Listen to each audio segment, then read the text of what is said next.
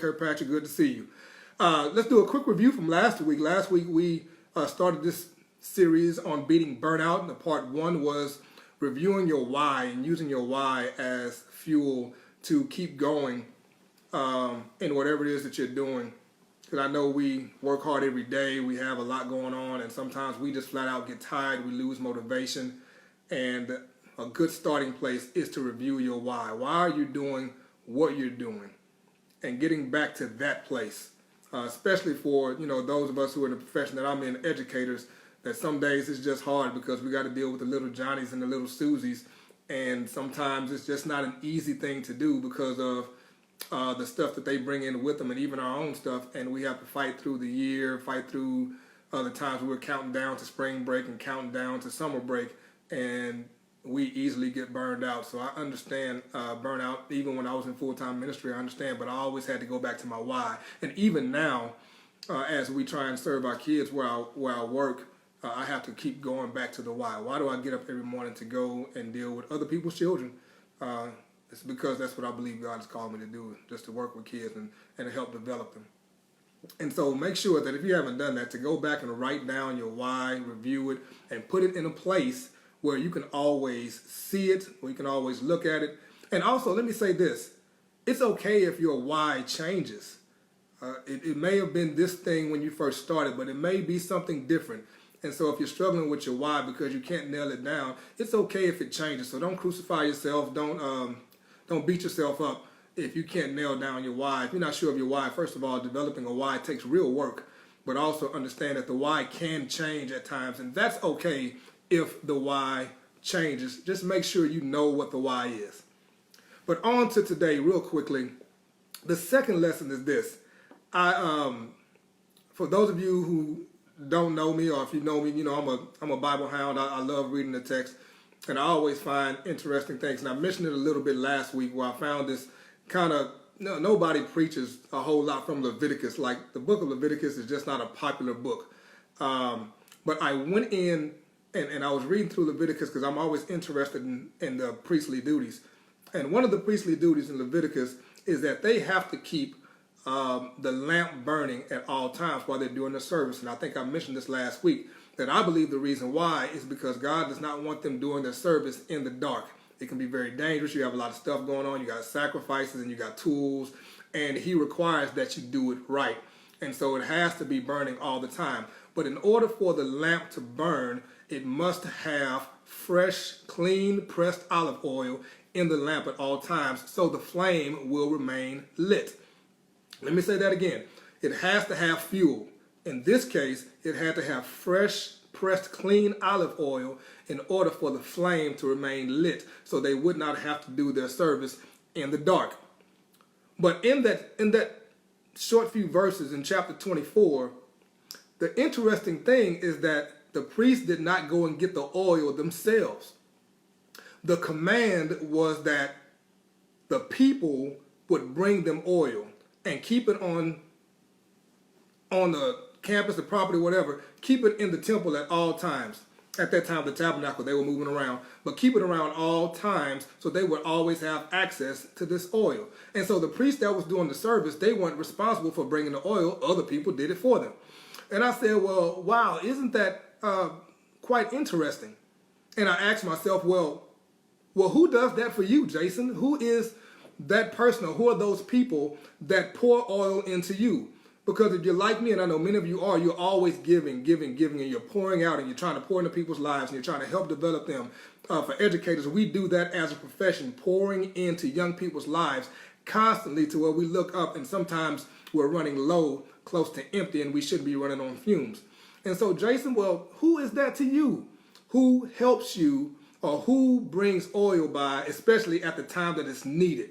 And it always seems like it's on time. I want to throw a couple of names out there, and I'm not going to exhaust everybody because I don't want to offend anybody. Say, well, why you didn't say anything about me, JB? I'm always, but it's just a couple of people that really stand out to me in my life that seem to come at the right time, even when this unannounced. I'm not asking for it. They just seem to come at the right time.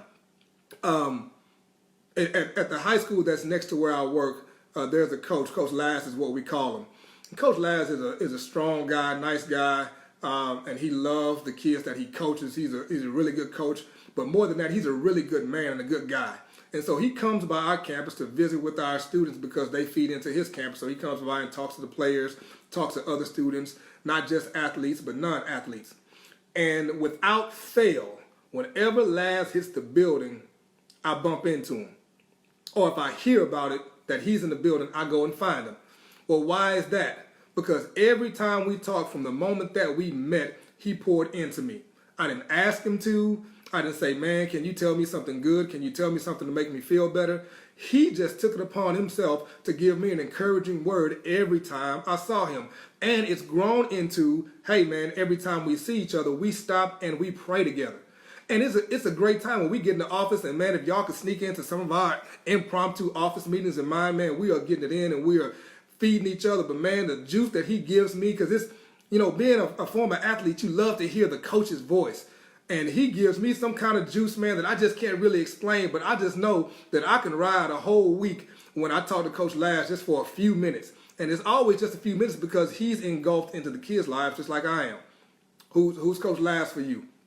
Who stops by unannounced and you're not looking for him and pours into you and keeps your oil filled so your lamp will stay burning? Here's another name. And I know he'll see this, so this will be no surprise. My buddy William Cumbie. He's a youth minister at Fountain of Praise, and this guy is on fire. His new thing right now has been, as he serves at the church and he serves around the different areas in the city, it's all gas, no brakes. Well, when he comes around me, guess what he gives me? A bunch of gas. And I'm talking about he's giving me fuel, he's giving me juice, and he's poured into me, and we exchange oil. But when I tell you, when I'm done talking with Will, man, I am juiced up, I am fired up, and I'm gotten a little more to keep going on. But then there's the ultimate person that can sense it a mile away. From the time I step into this person's presence to the time I leave this person's presence, this person always knows when I need a little more juice. I've known this person since about 2002, and we've been living in the same house since 2004. I think you've probably figured it out right now. My wife is the ultimate juice giver. She is the one that pours oil into me every day. And I'm so fortunate to have her around because she can sense when I'm running low. She can sense when I'm running on fumes. She can sense when I'm tired. And she finds a way to just say the one thing, or even if it's just cracking an unnecessary, silly joke. And it gives me a little more juice, and I get up and I keep pressing. If I'm concerned about how I may have preached or how I may have talked to this student or how I may even handle her, she gives me a little more juice just to keep on going on. And so I have to ask you this question. Who's giving you the juice? Who is that person, or who are those people for you? Because I could go on and on about the people I've encountered over the years or over the days or over the weeks, or the people I work with, that when I talk to them, they give me a little more oil. Jay, keep going. Jay, you're doing a good thing. Jay, don't let it stop, man. You keep pressing, keep pressing. These people give me pressed oil every time I bump into them. And here's the other thing to consider. Who are the people that never give you any oil? And how much time do you spend with them? Now, you pour into people's lives, I think we should, but we have to also be careful that we hang around people that are drains and not fountains, that they continually take and have nothing to offer, but you're giving everything that you have and not going somewhere to get refueled, go get a little more oil so your lamp can stay lit, so your match can stay burning. Who is that person for you? I'm going to give you a couple of seconds to think about that. Yeah, that person, sure. Oh yeah, remember her? When was the last time you talked to him? Well, maybe when we're done with this live teaching, you'll give that person a call and even to say, man, thank you. I appreciate you, girl, for giving me a little juice. Thank you for giving me a little oil, because you didn't know I needed it at that moment. But at that moment, you gave me what I needed just to keep on going. And I believe that God has a way of sending these people into your lives at the moment when you need it the most. Who is the person Who are the people for you that help to keep your lamp lit? Who helps to give you a little more fuel? And if you haven't talked to them in a while and you're feeling burned out, you're feeling like your motivation is low, like you don't have any drive, give those people a call and just watch it happen. It's so organic. It's a beautiful thing. And I guarantee you when you give them a call, you're going to feel a little bit better. And you're not going to even ask for it. Say, man, give me some juice. No, you don't have to ask for juice. Because people that have oil give it naturally. It's kind of like my cup runneth over situation. That people that are always giving always have more to give. And they'll give it to you without you even asking. You just got to give them a call. Reach out to them.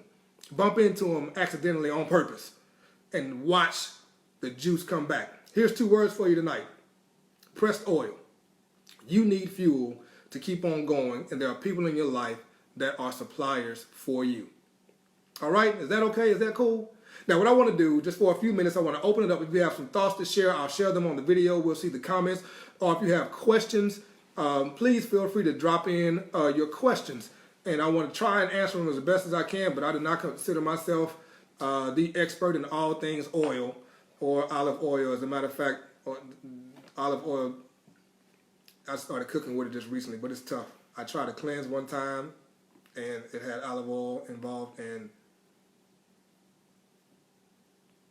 I don't want to talk about it. Any questions or things you want to bring up? Any thoughts? Anybody want to share that person? Who is that person for you? Jana, who's that person for you? Who pours oil into you when you need it? Feel free. Angela Mandani, good to see you. Mo Jordan, good to see you. While we're waiting, if anybody's going to chime in, I'm sure we may get some comments later on. Feel free to stop by my website, www.4142.com. It's spelled out, 4142.com, and you can see where I offer some speaking and coaching services, or if you want to see what I do with the mentor program, or whatever, you just want to reach out and be like, man, what does JB got going on? I hadn't seen him in 10 years, and when he's on Facebook Live, what does he got going on? I see you, Jana. I have met Charity. I bet she gives you juice. That is great. That is great. She is a great person that I had the chance to talk to maybe once or twice. I don't recall. And and Michael gave me juice this weekend. That's all I'm going to say. Hanging out with him, he gives me juice, period.